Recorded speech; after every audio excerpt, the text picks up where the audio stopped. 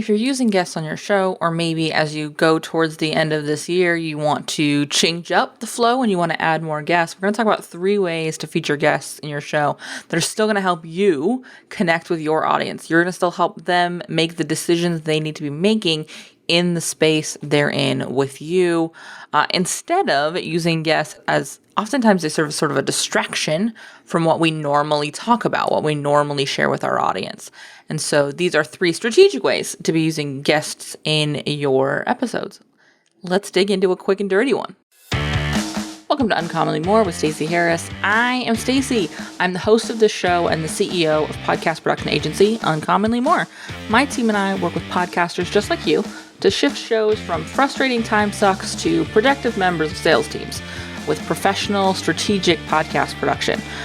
You know what? I think that's enough. Let's get into the show and we'll talk more there. Welcome to another one. I'm super excited for this because this is something we don't talk about a lot because we don't feature a lot of guests. I still regularly get pitched to have guests on the show, to host a guest. I occasionally do some guest spots on other shows, but I want to talk about, and I'm going to use examples of shows we've done here in the last year-ish where we've had guests. 3 ways we do use guests that really help me help you. They help me showcase what we do. They help us speak about what we do while still supporting the guest and making it a win-win-win.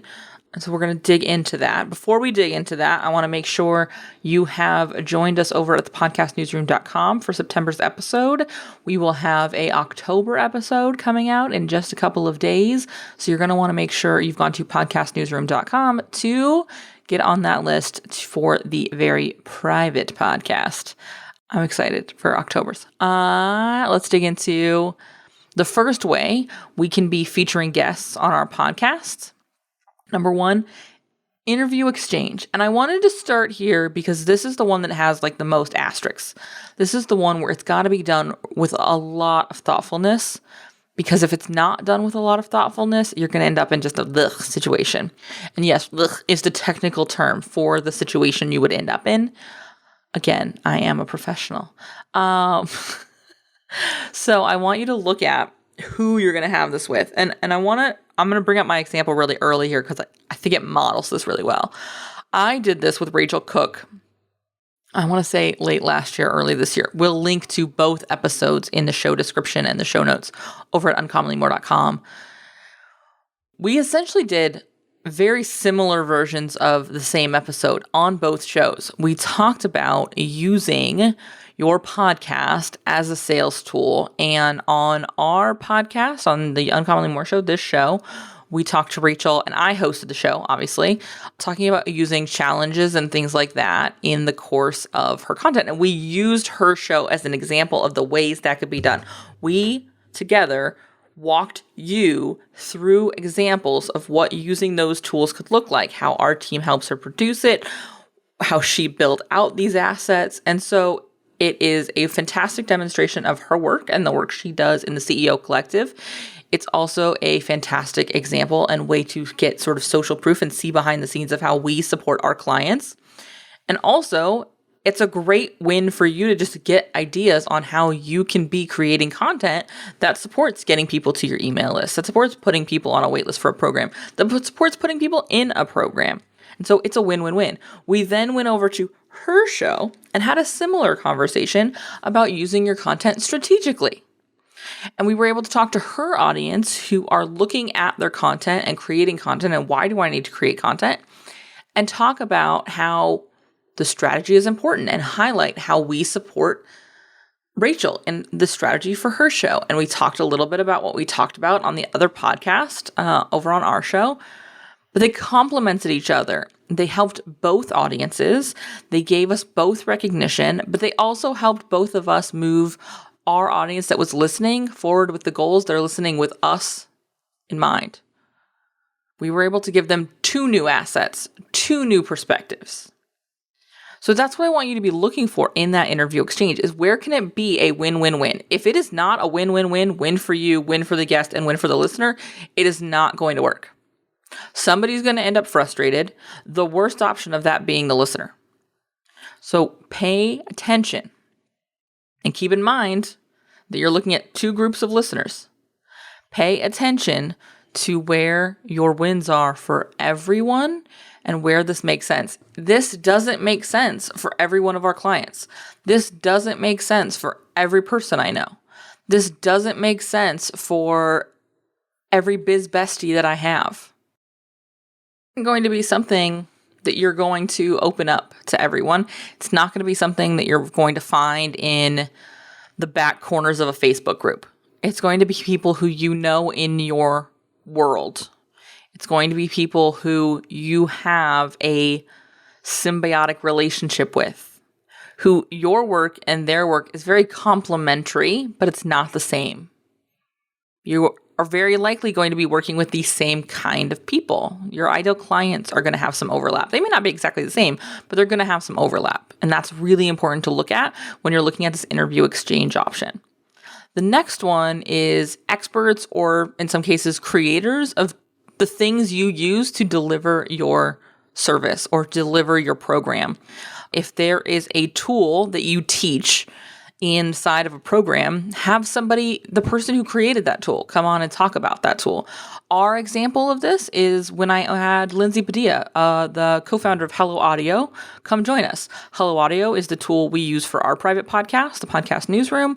It's the tool we use when we put these together for our clients. We've created, maybe almost a dozen private podcasts this year for clients who wanted to offer it inside their program or as a lead magnet. We've talked about ways we can use those.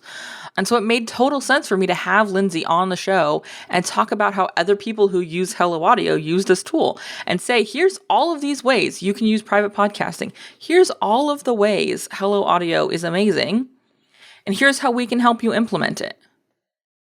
It was really that simple. And so where can you bring in people who are a great example of this inside of a coaching program is if you are somebody who has your team also teaching inside of your membership. We do this with a couple of clients. I have clients who I come in and I guest teach in their programs, or I will help step in when they're on sabbatical and teach something for them because I'm part of their team. And I have an expertise and it's a value. And so me coming on to their podcast and saying, oh, you'll see Stacy inside of our XYZ program. She's answering questions about marketing or podcasting or whatever it is that I'm there to help with, or she's teaching this class, or she's taught a class that's now inside the content library. So that's a way for you to use my expertise as a way to help sell your program because I'm inside of there. I'm paying attention and also set expectations that I'm not the only one, that you're not the only one, rather, helping people inside this program, that you bring in your team as support. So they have an understanding of what's happening, so that they have a clear expectation of what's going to be inside the community. And I get to go sit in front of an audience and be an expert. Sweet. Because some people are going to come check out my stuff in addition to your stuff. And so where can you be bringing in experts that you use in your programs, tools that you use to deliver your services? If you're somebody who is an active campaign expert, are there people whose tools that you use in your email marketing strategy, in your active campaign setup, in your, the marketing pieces you integrate, whatever the case may be? Where can you bring somebody else in that space in to expand your conversation, to create some new energy, to show and not just tell about different ways that you can use the tool that you're using? I want you to pay attention to that. Really look at your process and see where there's things that you can highlight. Number 3, and where we're going to wrap this up quick and dirty because I want you to take action on this one in Q4. The third one is case studies. This is by far my favorite, and this is the one I really bring our clients into generally during onboarding. I'm like, cool, in this first quarter of us working together, where can we bring in some case study episodes? Because when you can bring in episodes of you sitting down and talking with your clients, talking about their experience working with you, you're able to create social proof in a whole nother way. And not just in I've got a testimonial page on my website that nobody ever reads, but in here's what this process looks like. Here's what you can expect. Here's what someone actually going through the process can tell you to expect. A great example of this is our episode with Sarah. I loved talking to Sarah. She's got a podcast called The Former Lawyer Podcast. I highly recommend it if you're a former lawyer or a want-to-be former lawyer, or if you know someone who is. It is a great, great show. And we've been working together at this point a little more than a year. I think we had been working with each other about a year, just under a year, when we recorded that episode. And we talked about what it's been like, where she was before, her process, how she started, how she moved through it. We're going to have a couple more of these coming out in Q4 because in full transparency, I'm terrible about asking our clients to do this. Go back to the episode where I talk about committing to being annoying. This is one of the annoying things I'm committing to doing in Q4 and for all of next year, is asking at least one of our clients to appear on the show and talk about our work together once a quarter. Because I know how valuable it is for you. I know how valuable it is for them because it gets people to go and hear their shows. It gets their show in front of a new audience, another audience. A lot of our clients have very complementary services to what we offer. And so it makes total sense. It's a win-win. And I also know for you, it's really valuable to see what's possible. So if you're listening to this and you're a client and you haven't gotten an email from me, it's because I'm scared. I don't know why it makes me so nervous, but it does. It makes everybody nervous. And so where can we be building a system? And that's exactly what I'm doing, is I'm building a system to ask for this. And so we're sending out those emails in September. We've already sent it out by the time you've heard this to a couple of clients to book those. And I'm going to be committing to at least once a quarter featuring these. We've got clients who have like courses or memberships where this is a critical part of our launch run-up, is case study episodes, conversations with people who have lived experience and working with you so that someone else can be the person telling your listeners, this is what this is like. It's so valuable. It's so important. And so I want you to look at where can you do that in Q4. This one above all else. Where can you add one case study episode in Q4 for what you're selling in Q1, whatever the case may be? This is a sales asset that will serve you for so long. It will be so valuable. I send these case study episodes to prospective clients all the time. And it often does the closing for me because it's somebody besides me talking about how great this is. I want you to challenge yourself to do at least one of these kind of episodes as you move through Q4.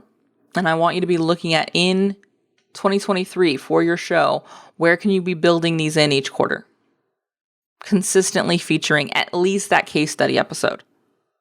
The interview exchange and the expert interviews are going to be fewer because A, they don't have as much value as that case study episode does. And also, there's probably just going to be fewer of them. Like the opportunity for them to show up is going to be less. You have more clients who you can do case studies with than you have these other two things. And so prioritize that one, even if it's the scariest. I know, I'm with you. I do this for a living. I encourage clients to do this all the time. I get how scary it can feel to be like, can you come on my show and like talk about us? But it's such a difference maker and it's so valuable. And in all reality, objectively, every client I've ever asked has been more than happy to do it and shared it and had a great experience. And so I'm going to go try to be annoying and I'm going to encourage you to do the same and we'll do it together. Sound good? All right. I'll see you next week. If you made it to this point of the show and you still happen to be listening, which statistically is unlikely, I want to say thank you for listening. Thanks for hanging out with me today, and I want to hear from you. So reach out on social or via email and let me know what actions you're going to take from today's episode, because honestly, that's why we produce this show. That's why I record this show. It's why my team does all the work to release this show. It's so that we can help you. We can help make a difference in your show and consequently in your business. If you haven't left a review for the show, head over to ratethispod.com/more. It's an easy way to show some love to the show and also help us reach more podcasters who are looking for the same kind of support you were looking for. If you have any suggestions or ideas or thoughts you would like me to address on the show, be sure to reach out. Again, like I say a lot, this is the start of the conversation, and I can't wait to hear what you have to say.